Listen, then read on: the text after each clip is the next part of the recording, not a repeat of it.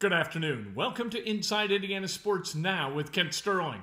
It's Tuesday, August 17th, 2021. We're brought to you by the great people at Today's Dentistry. Dr. Mike O'Neill, the best dentist in the world. He's been my dentist the last 28 years. Make him your dentist. Make it happen today. Make the call. 317-849-2933 is the number. Punch subscribe, hit like, ring the bell. Let's go. Let's talk about sports. I want to talk about the Colts first, and then we're going to talk about the Chicago Cubs and the predatory profiteering of Tom Ricketts that he's trying to portray as a benevolence from him toward the city of Chicago and Cubs fans, which is laughable if hopefully nobody believes it. All right, if people believe it, it's no longer laughable. But let's talk about the news out of the Colts complex today, and that is that Kwity Paye back at practice. Nyheim Hines back at practice. Mo Alley-Cox, DeForest Buckner, all back today. Guys who are held out, Sam Ehlinger with a non-COVID-related illness. Same holds true for Paris Campbell. So as they prepare for this preseason game number 2 against the Minnesota Vikings, Jacob Eason looks like, at least at practice today, looked like the backup quarterback. People said that he looked very confident, that he threw the ball exceptionally well, that he looked almost like a different guy. And that's what happens when you have a game like he had Sunday, where some things went well, some things didn't go well, but the things that didn't go well, he feels he can fix. All of a sudden, you have a swell of confidence, and Jacob Eason looked really good in practice today. Ehlinger, not there. Maybe that had something to do with it too. No direct competition for that backup role, at least not at practice today. And so Jacob Eason looked really, really good. Nice. Will Carroll, at Injury Expert on Twitter, said this about Carson Wentz and his foot. Really good news. He couldn't get specific or he would burn a source. That means, I think, that Carson Wentz is progressing. Let me read between the lines, right? Carson Wentz is progressing toward playing in the opener. Otherwise, what would really good news be, right? That's the only really good news available. If he's ready to go week 3, that's not really good news. If he's ready to go week 2 against the Rams, that's not really good news either. Carson Wentz being able to go in the opener is really good news. A lot of people look at Carson Wentz's record and at his statistics from 2020, and they say, why do you think that he's going to be the answer to all the Colts' dreams as far as playing the starting quarterback, being the first one since Andrew Luck with a whole toolbox full of offensive kind of weaponry to go after maybe a Super Bowl? Because he's done it before. He did it with Frank Reich. Do you only want to look at 2020 and say, this is who Carson Wentz is? Or do you also want to look at 2019 Carson Wentz when he led the Eagles to the playoffs before getting hurt early in that first playoff game? Do you want to look at 2017 when he led the Eagles to an 11-3 record and was in the hunt for the most valuable player award in the NFL before he got hurt, and then the Eagles went on to win the world championship? Do we want to ignore all that?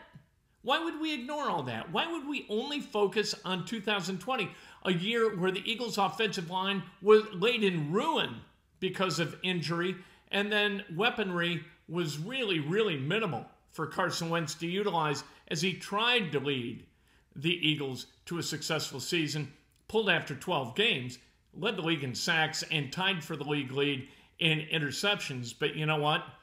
That's not good, right? No matter how you slice it, that's not good. But when you put that kind of pressure on yourself, when you're not surrounded by guys who can help you win football games, you try to shoulder more of the load and be a leader. And I think that that's part of what happened with Carson Wentz. It's kind of like what happened with Peyton Manning his rookie year with the Colts.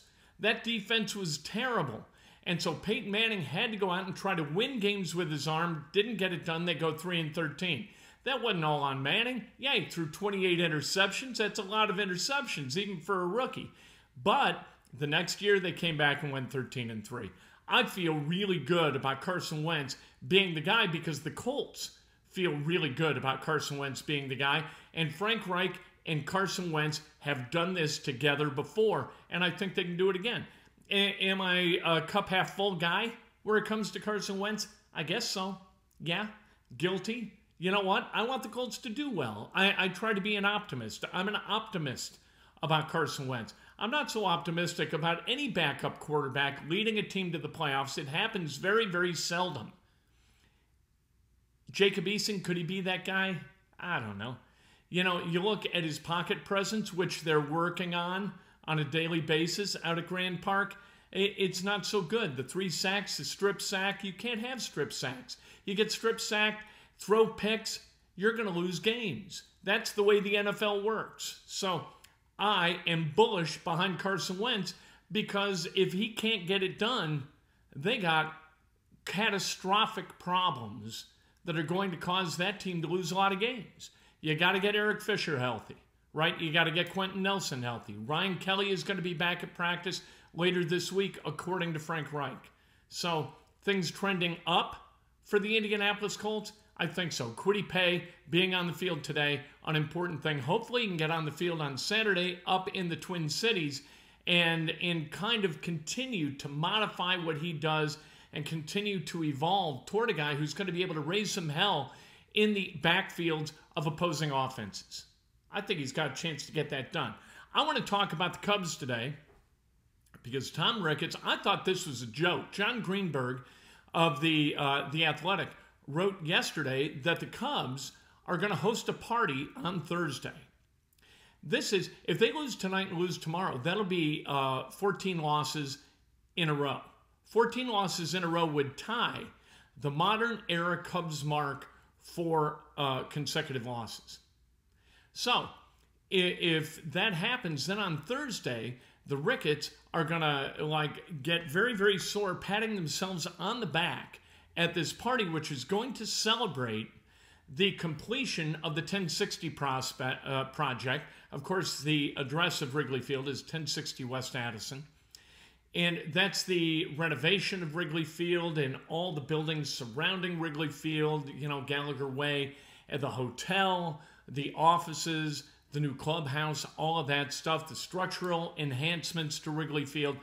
And the Ricketts are, honest to God, gonna unveil a plaque that thanks themselves for saving Wrigley Field.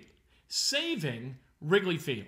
As though it was an act of extreme generosity from the family to save this beautiful structure where so many of us Cubs fans have memories. What they're not saying is that they did it for monetary reasons, for financial reasons. That's what they do. That's what the Ricketts are about. They're about money. They understood when they bought the Cubs from the Tribune Company and Sam Zell and that trust that held the Cubs as the Tribune went through bankruptcy. When they bought the Cubs, they understood that it was a real estate deal. That's what it is. This isn't about a baseball team. This is about Wrigley Field and the collar area that had not been utilized correctly by previous ownership in order to increase revenue. There's a lot of profit in real estate, and having a place like Wrigley Field have an effect on that collar property makes that collar property very, very valuable. But it hadn't been utilized correctly, and so the Cubs and the Ricketts, they went about the process of buying up real estate around Wrigley Field and then renovating Wrigley Field to an extent in order to make it inhabitable for the foreseeable future. Again, for this, they're patting themselves on the back and saying, hey, congratulations to us for saving this edifice. Where what they should be saying is, you know what, without this building, without Wrigley Field, we don't have a product. We have no way to monetize what this garbage baseball is. The garbage baseball now, the garbage baseball when they bought the Cubs. Now from 2015 to 2020, not garbage baseball, right? That we knew that was going to be fleeting. Once the owners, the Ricketts, when they got it in their heads that, you know what, this isn't about paying Chris Bryant and Javi Baez and Anthony Rizzo $28 million each to play baseball with the Cubs long term. That's a lot of jack for a team that doesn't require great baseball in order to draw fans. What it requires is Wrigley Field. So the renovation of Wrigley Field as part of the Cubs' portfolio of assets was all about maximizing revenue. It has nothing to do with baseball, and it has nothing to do with Cubs fans. It has everything to do with cash. Because if you've got the Schaumburg Cubs, if you built a stadium in Schaumburg, which is a suburb of Chicago, you know how many people are going out there to watch baseball played by the Cubs? None. Even a good Cubs team would draw like the Tampa Bay Rays. That's what they would be. They would be a baseball team without a home. Nobody is going to Schaumburg to watch the Cubs play baseball. The reason they go to Wrigley Field, like me, my dad, in 1968, took me to my first Cubs game. It was the Cubs and the Reds. The Cubs lost that game 9-8. Ernie Banks hit a home run. And before the game, there were some Reds. We were right behind the Reds dugout, probably 7 rows up from the Reds dugout. And my dad said, here, take this scorecard and pencil and get that guy in a Reds hat to sign it for us. So I went down, and there was a Reds guy with a big crowd around him. And then there was a Reds guy without a big crowd. I thought, well, one Reds guy's as good as another. I was a little bitty kid. So I go up to this guy, get his signature. I come back, and my dad's laughing. And so I looked at him kind of like, what's funny? He said, you got Fred Whitfield's autograph. The other guy is Pete Rose. That's the guy whose autograph I wanted you to get, not Fred Whitfield. So every time I go to Wrigley Field, I walk through the same entrance that my dad took me. And I try to come in on West Addison toward the lake, driving east, so I can see the big red sign, the welcome to Wrigley Field, the Wrigley Field sign, right? The marquee, after which the Marquee Network is named. Because that's the first time I went. Dad and I drove down, and I couldn't wait to see Wrigley Field in person from the outside. It had to be the most magical place in the world, right? I couldn't wait to see it, and then I did see it, and it kind of, through the trees, all of a sudden, there it is. And you walk in, and then you walk up right into the box seats, and you see all that green. And it's wonderful. It's magical to go back there and to feel that feeling that you felt first in 1968 or 1938 or 1928 or 1958. It doesn't make any difference, or 1988. I took my son, my wife and I took our son to a doubleheader. The first day he could leave the apartment, he was a month old. Took him to a doubleheader, Cubs-Dodgers. Cubs lost twice. They got swept. That's what Wrigley Field's about. That's why I go back. I go back and I sit, and in 1990, 1991, I'd put Ryan on my shoulders, and I'd walk from our apartment at 1130 West Oakdale, about 6 blocks south of Wrigley Field, and we'd trundle off to Wrigley. I'd pay $6 or $7 for a bleacher seat, and we'd go watch baseball all afternoon if I had the day off. It was wonderful. That's why people go to Wrigley Field. It's not about baseball. It's not about the Cubs, and the Cubs know this. The Cubs know that they're going to draw 30,000 fans. If they've got the Iowa Cubs, which they do, playing, they're still going to draw 30,000 fans, because that's what people on the north side of Chicago do. And that's what people do who have always done that. You return and you return and you return because you want to feel those memories. You want to think of those who have gone before. My dad died in 2002. You know how pissed off he would be at the Ricketts family? First of all, he'd hate them just on principle. But that they're going to affix a plaque to Wrigley Field that thanks themselves for saving Wrigley Field, my dad's head would explode. And I'll tell you what he'd do. He'd sit down at his royal typewriter, and he would hammer out a blistering memo to Tom Ricketts, and he'd mail it off, and he'd think he'd done some good. Or at least he had vented. That's being a Cubs fan.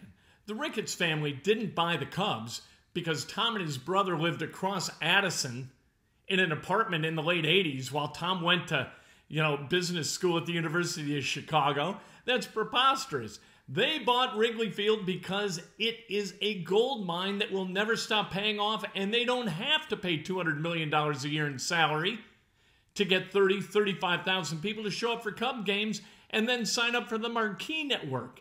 They don't have to do that, so they won't do that. They have figured it out. We are saps for memories. We don't require great baseball in order to enjoy a trip to Wrigley Field. They figured it out, and the Cubs are going to be worse for it.